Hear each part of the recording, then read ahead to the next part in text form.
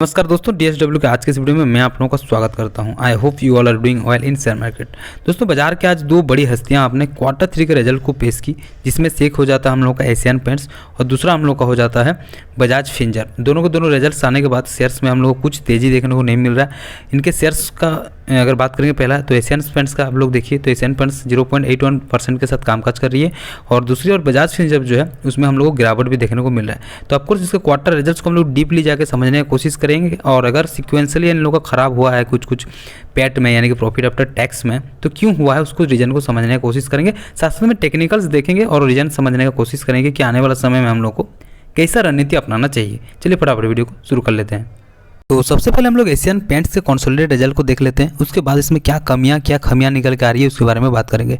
पहले total income आप लोगों को नजर कराना चाहूँगा। दोस्तों देखिए, जो पिछले साल जो टोटल इनकम था हम लोगों का 6886 यानी कि 6800 करोड़ था। ओके, इस साल हम लोग को बढ़ चुका है इसका टोटल इनकम कितना, करीबन 8600 करोड़, यानी कि ईयर ऑन ईयर में इन लोगों का राइजिंग हुआ है अपना टोटल इनकम।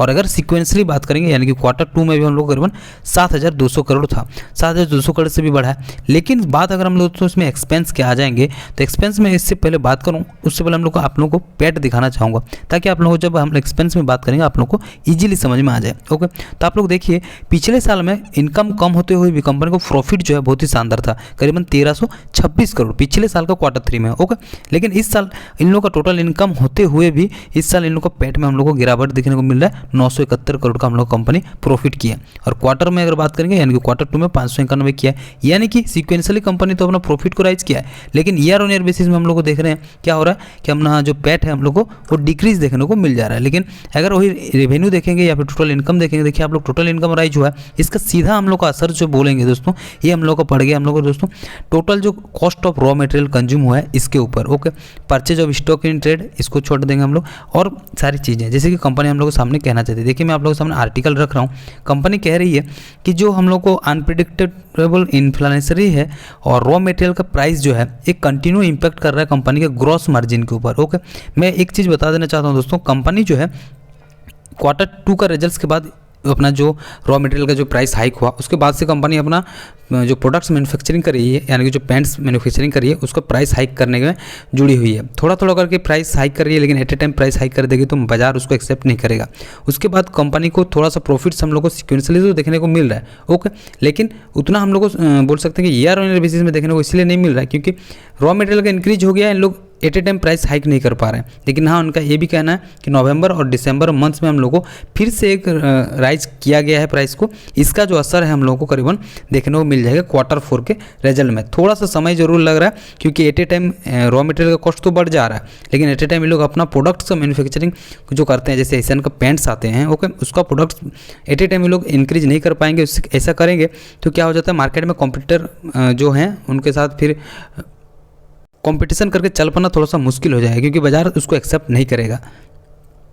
दोस्तों शेयर्स बहुत ही फंडामेंटली स्ट्रॉन्ग्स है और आप लोगों को मौका ही दे रही है कि अभी इस गिरावट में आप लोगों को खरीदने का, आप लोगों को स्ट्रॉन्ग शेयर के साथ बने रहने का या फिर पोर्टफोलियो में अपने रखने का आदत है तो ऑफकोर्स आप लोग एशियन पेंट्स को इस समय में, क्योंकि शेयर्स जो हम लोग करीबन 40 के पास अपना RSI लेकर चल रही है तो इसको आप लोग अपना पोर्टफोलियो में ऐड कर सकते हैं। भले ही आप लोग बोल सकते हैं कि क्वार्टर रिजल्ट्स के बावजूद, स्ट्रॉन्ग अर्निंग्स के बावजूद कंपनी का शेयर्स में अभी झलक नहीं दिख रहा है। ऑफकोर्स अभी नहीं दिखेगा, लेकिन आने वाला समय में आप लोग दोस्तों लॉन्ग टर्म इन्वेस्टर हैं तो आप लोग एशियन पेंट्स कमा के ही देगा, ऐसा कोई भी डाउट्स हम लोग को इसमें कोई भी डाउट्स मतलब है ही नहीं।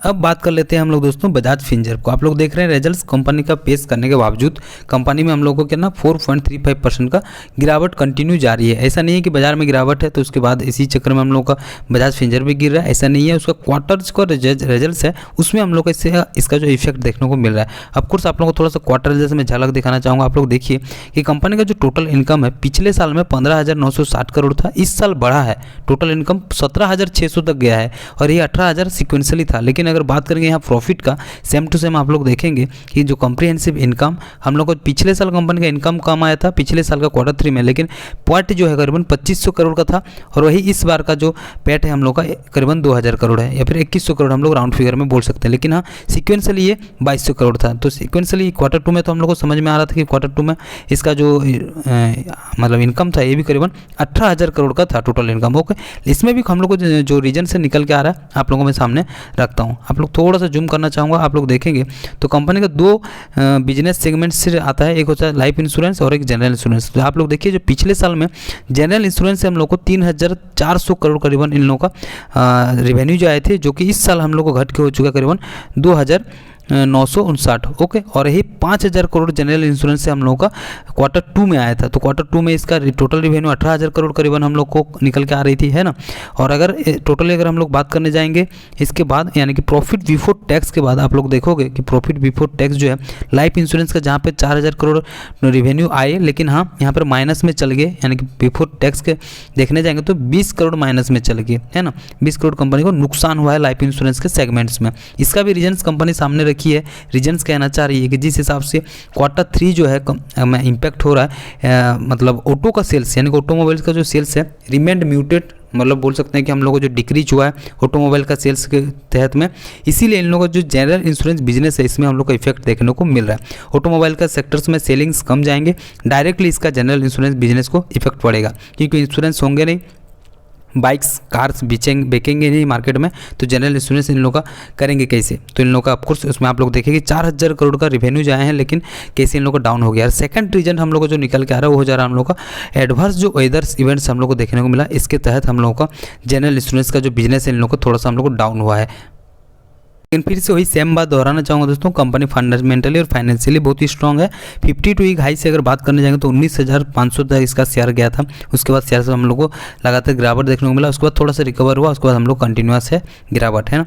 तो बजाज फिनसर्व आप लोग भले अभी के लिए थोड़ा बहुत गिरावट होता है तो आप लोग इसको एक अपॉर्चुनिटी समझ के, गोल्डन अपॉर्चुनिटी सुन के इसको आप लोग एक्सेप्ट कर सकते हैं पोर्टफोलियो में। लेकिन हाँ, आप लोग अगर इसको बेचने का सोच रहे हैं तो ऑफकोर्स इसके बारे में एक बार दो बार विचार जरूर करिए, क्योंकि भले ही कंपनी सिक्वेंशियली कंपनी अपना जो रिजल्ट है थोड़ा सा स्टेबल देखने को मिल रहा है, फिर ओके बोल सकते हैं हम लोग चल रहा है, लेकिन हाँ आने वाला समय में हम लोग को कंपनी इसमें कामकाज कर रही है।